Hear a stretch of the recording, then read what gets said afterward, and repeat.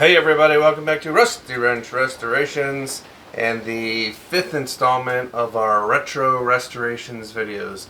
These are videos where we take the time machine back and look at old photos and videos for restorations I've done in the past before I started the YouTube channel. This one here is pretty cool. It's a 1970s International Cub, which was the predecessor to the Farmall Cub. This one here was in pretty rough shape when I got it, and it's got a pretty cool story to go along with it. So stay tuned and I hope you enjoy it. So here we have it. This is a 1976 International Cub. So a little bit of history. Farmall made the Farmall Cub from 1947 through 1964. And then I believe in 64 they shifted it over to the International Cub. And in 75 they changed the color scheme from yellow, or I'm sorry, from the original red to the yellow and cream or white color. And they made this version of it from 75 through 1979, and then it was discontinued. So basically it's the same tractor, engine, transmission, hood. The grill and the paint color were really pretty much the only changes from 1947 to 1979. So, you know, to have a, 32-year run is pretty good. So anyway, here's the Cub.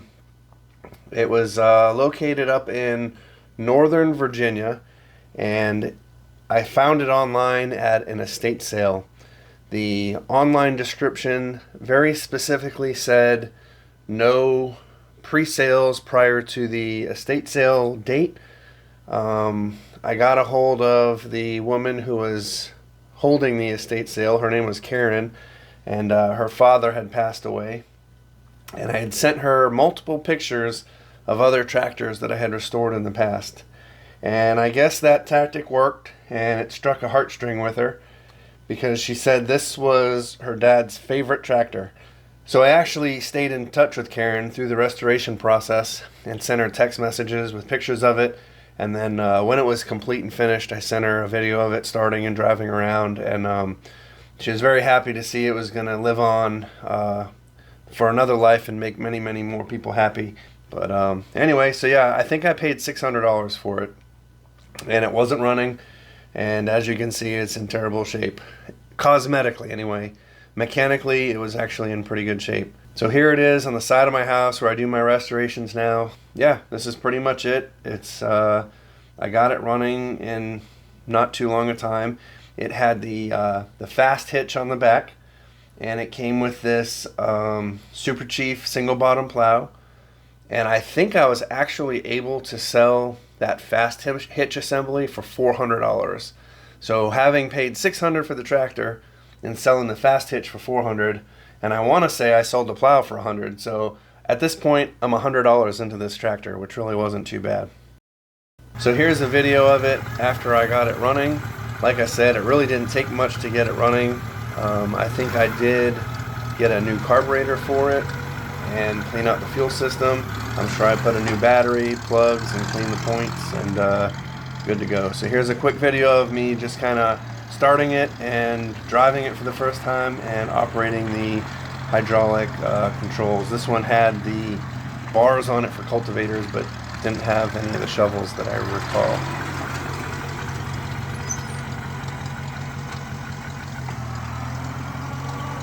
As you can see, it runs pretty good, and the hydraulics work well.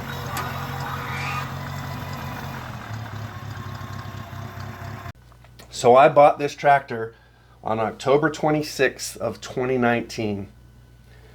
I started this restoration, which was either like this day or right around that time, 18 December of 2019. So about a month and a half later. I finished it on January 5th, 2020. So December 18th to January 5th, it was 19 days from when I first started taking this tractor apart, wire wheeling everything down, cleaning, painting, and putting it back together. I do believe that in the end of October or November, after I had purchased it, that I had bought all of the parts that I needed for it. So new tires, paint, seat. I bought all that stuff in advance, so when I started the restoration, I was ready to just kind of knock it out. Here it is up on jack stands and wood blocks. The clutch worked fine on it, so there was no need to split the tractor. The engine didn't have any major issues. It didn't have any funny noises or leaks. So this was really pretty much just get it down to the frame to get everything cleaned up, primed, and painted. I guess I didn't get a primer picture, but here she is in the yellow paint.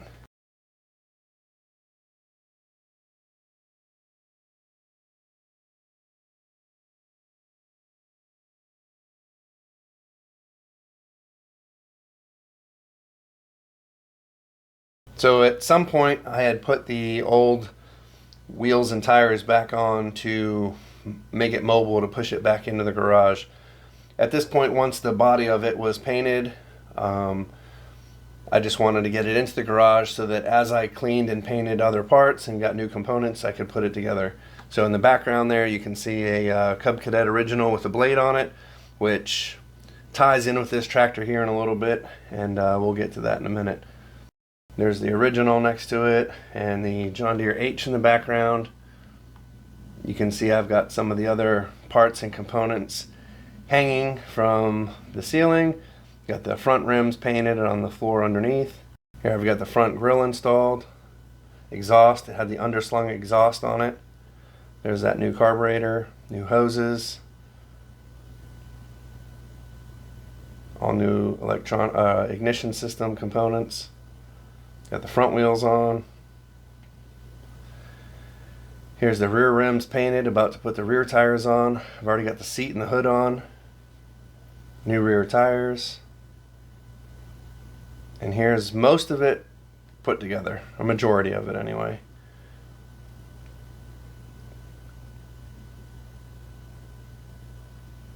And these are just some pictures of close-ups of the engine.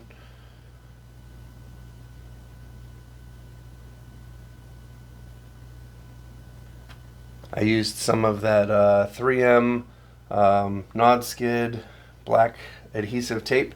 You can get it at Home Depot. It's in the paint section. It's kind of pricey, but you know, it really does add some additional grip, because when this platform gets wet, it can be slick trying to get on and off.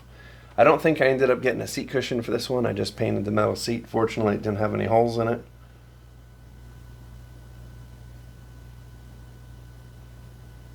And this is it finished outside. I always take pictures of my tractors over here by my neighbor's fence.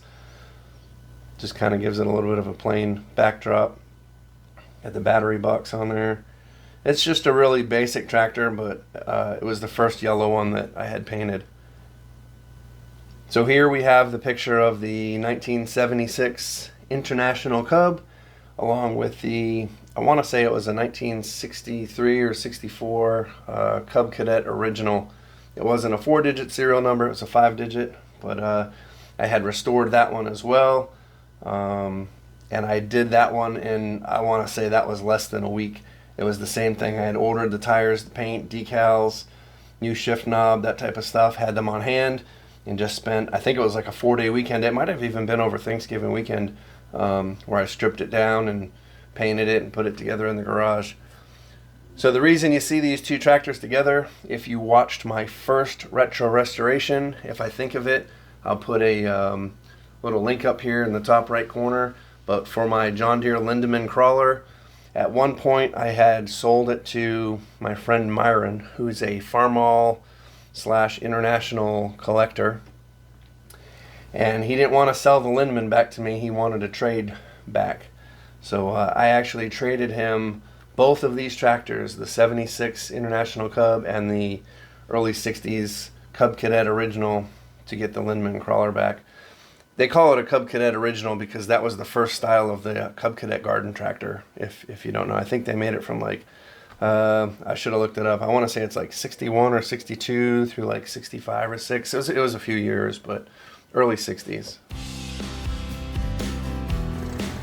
And here's me and my son taking him for a little joyride.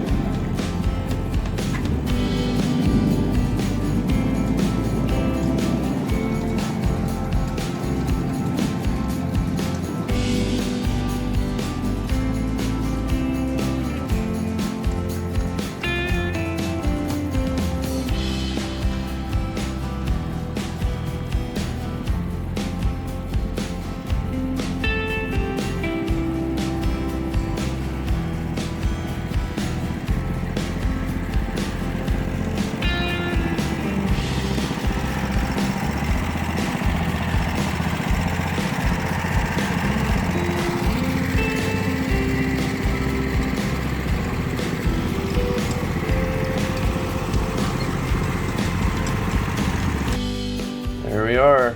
Picture of me and him. This is while I was still active duty, so didn't have my beard. But this was, I believe, the day before I brought it down to trade to get the Lindemann back. So it took me 19 days, like I said, to restore the International Cub. I finished on January 5th, and then 5 days later on January 10th, I believe, is when I went down to trade both of these to get the Lindemann back. And here they are loaded on the trailer, ready to go down to North Carolina. Well, that's going to be it for this week's retro restoration. I hope you enjoyed it. Tune back in for the next probably, I think I got another 10 episodes anyway, 10 or 12 more of these retro restorations where we take the time machine back and look at restorations I've done in years prior to my YouTube channel. Thanks again for subscribing, and we'll see you in the next one.